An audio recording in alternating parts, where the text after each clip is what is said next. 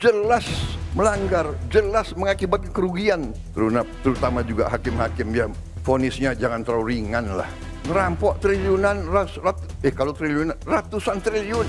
Dan saya kecewa dengan prestasi saya tidak akan maju tahun 2029. Kita akan pokoknya membela kepentingan rakyat. Ya kalau ada kejutan sudah dikebuk dulu. Ya sekali lagi ini manajemen besar. Dan tentunya ancaman hukumannya akan berat. Bahkan bisa-bisa hukuman mati. Tapi kita akan lihat dulu. Assalamualaikum warahmatullahi wabarakatuh. Kasus korupsi tata kelola minyak mentah di PT Pertamina dari tahun 2018 hingga 2023 terus menjadi sorotan. Kejaksaan Agung masih mengembangkan penyelidikan dan telah menetapkan beberapa tersangka. Salah satu hal yang menjadi perbincangan hangat adalah pernyataan dari Basuki Tjahajapurnama, Ahok.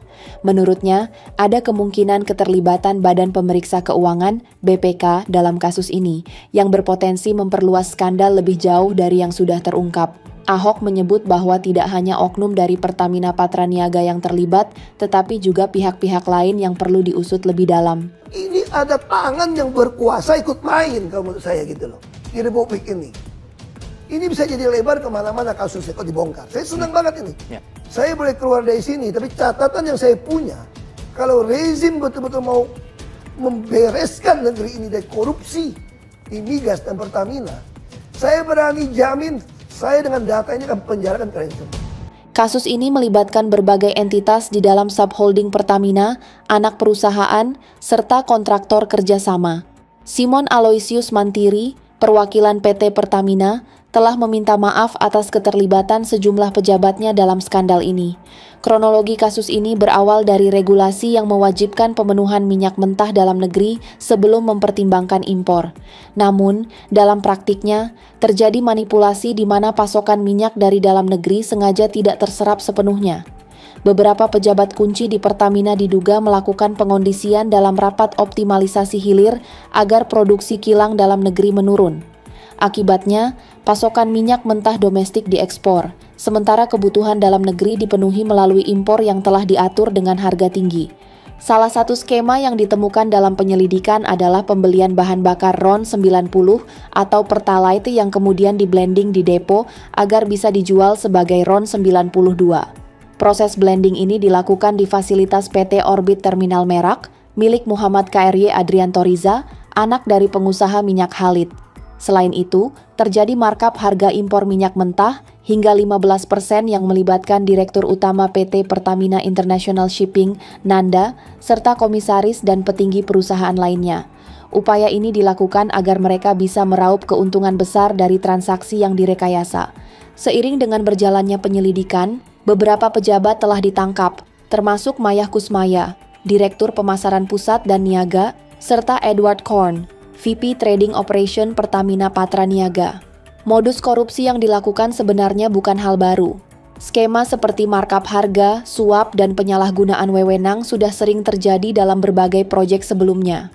Kejaksaan Agung kini tengah mendalami aliran dana hasil manipulasi ini yang diperkirakan mencapai 980 triliun rupiah. Untuk memberikan gambaran, jika jumlah uang ini digunakan untuk subsidi BBM, seluruh rakyat Indonesia bisa mendapatkan BBM gratis selama lebih dari 1 tahun. Selain itu, dana ini bisa mengentaskan kemiskinan ekstrim dengan memberikan bantuan langsung kepada 155 juta orang miskin selama setahun penuh. Pernyataan Ahok menjadi semakin relevan dalam kasus ini. Ia menegaskan kesediaannya untuk memberikan keterangan kepada Kejaksaan Agung, bahkan mengklaim memiliki alat bukti berupa notulensi dan rekaman rapat saat masih menjabat sebagai Komisaris Utama Pertamina. Ia menyatakan bahwa bukti-bukti ini akan sangat berguna untuk membongkar lebih banyak pihak yang terlibat, bahkan di luar lingkup kasus yang sedang diselidiki saat ini. Jika benar Ahok memiliki bukti tambahan, maka penyelidikan ini bisa berkembang lebih luas dan mungkin mengarah pada aktor-aktor lain di lingkaran pemerintahan maupun swasta. Salah satu isu lain yang juga muncul dalam kasus ini adalah dugaan praktik pengoplosan BBM. Kejaksaan Agung menemukan indikasi pencampuran Pertalite dengan Pertamax di beberapa depo penyimpanan, yang kemudian dijual dengan harga Pertamax. PT Pertamina Patraniaga membantah adanya praktik pengoplosan, tetapi Kejaksaan Agung mengklaim memiliki saksi yang memperkuat dugaan tersebut. Proses penyelidikan masih berlangsung, termasuk penggeledahan di sejumlah anak perusahaan Pertamina dan perusahaan swasta terkait. Sejumlah dokumen dan barang bukti telah disita, termasuk uang tunai 900 juta rupiah dari rumah salah satu tersangka.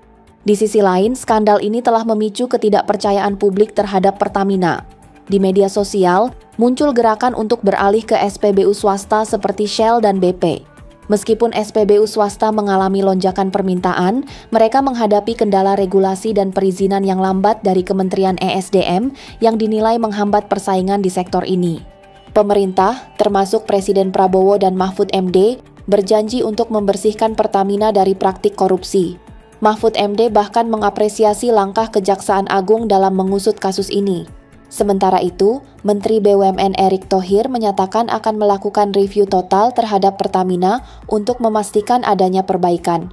Namun, publik masih mempertanyakan apakah langkah-langkah ini akan menghasilkan perubahan nyata atau sekadar pergantian pejabat tanpa reformasi sistemik. Sejarah menunjukkan bahwa setiap kali skandal besar terjadi, pemerintah cenderung mengganti pejabat yang terlibat. Tetapi tanpa perubahan fundamental dalam sistem, kasus serupa bisa terus berulang. Skema korupsi yang melibatkan berbagai pihak dari pemerintahan hingga swasta menunjukkan betapa kompleksnya jejaring korupsi di sektor energi ini. Sementara itu, Jaksa Agung ST Burhanuddin enggan berspekulasi mengenai kemungkinan hukuman mati bagi para tersangka dalam kasus dugaan penyimpangan tata kelola minyak mentah dan produk kilang di PT Pertamina Subholding serta kontraktor kontrak kerjasama KKKS periode 2018 sampai 2023. Menurutnya, keputusan mengenai hukuman akan bergantung pada hasil penyelidikan yang sedang berlangsung. Kita akan melihat hasil akhirnya setelah penyelidikan selesai. Kita lihat dulu, ujar Burhanuddin di kantor Kejaksaan Agung. Pernyataan ini disampaikan sebagai respons terhadap pertanyaan mengenai kemungkinan hukuman mati bagi para tersangka, mengingat kasus ini terjadi pada periode 2018 sampai 2023 yang sebagian beririsan dengan pandemi COVID-19 pada 2020.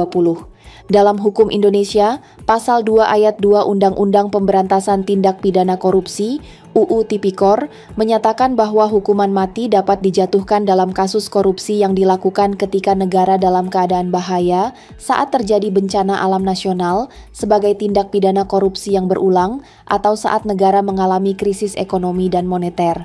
Faktor-faktor ini menjadi pertimbangan penting dalam menentukan hukuman bagi para tersangka. Burhanuddin menegaskan bahwa penyidik akan mempertimbangkan apakah tindakan para tersangka dilakukan dalam kondisi yang memperburuk situasi seperti saat pandemi COVID-19.